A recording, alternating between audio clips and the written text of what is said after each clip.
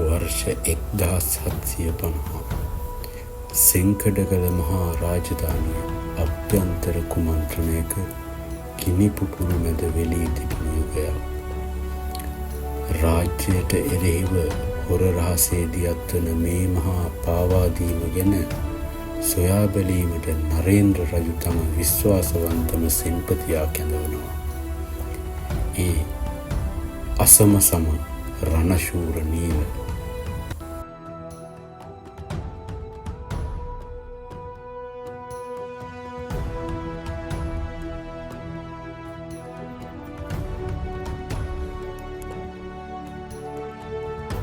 රජුගේ අනින් රහස් මෙහෙයුමක නිරත වන නීලට මේ තොරතුරු සපයන්නේ සතුරන් අතරීම සැඟවී සිටින ඔහුගේ ආදරණීය පෙම්වතිය.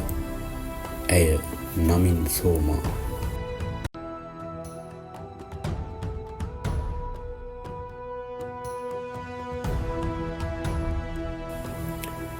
ඇය තම ජීවිතය පරදුවට තබා සතුරු කඳවුලේ රහස් නීල වෙත රැගෙන එනවා.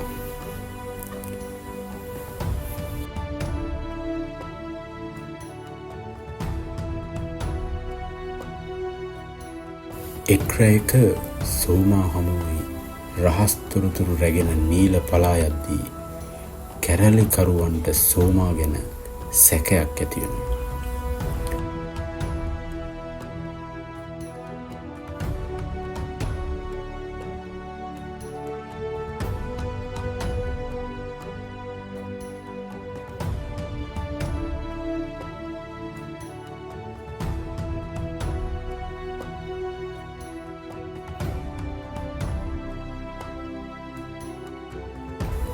ඔවුන් ඇයට මරණීය තර්ජන එල්ල කරමින් සිරගත කරද්දී නීලට සිදුවනවා සතුරන් සමග සටන් කරමින් මාලිගය වෙත ළඟා වන්නට.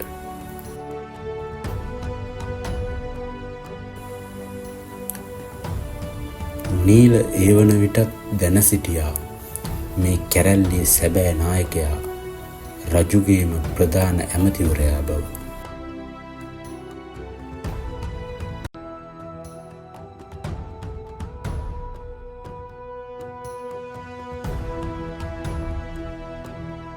මාලිගාවේ ප්‍රධාන දොරටුව සතුරන්ට විවෘත කර දීමට ඇමතිවරයා කූට සැලසුමක් සකසනවා. ඔහුගේ සිහිනය වන්නේ කෙසේ හෝ රජකම පැහැර ගැනීමයි.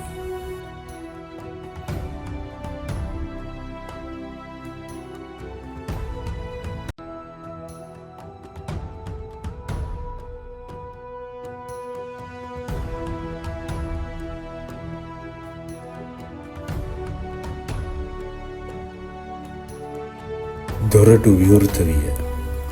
නමුත් ඇමතිවරයා කැරලිකරුවන් දුටුවේ තමන් බලාපොරොත්තු වූ ජයග්‍රහණය නොව නීල ඇතුළු රාජපාක්ෂික සෙබළුන්ගේ මාරාන්තික ප්‍රහාරයයි. සෙංකඩගල මහා නගරේ දැන් සාමය සුවඳ හමනා යුග යුග ගණන්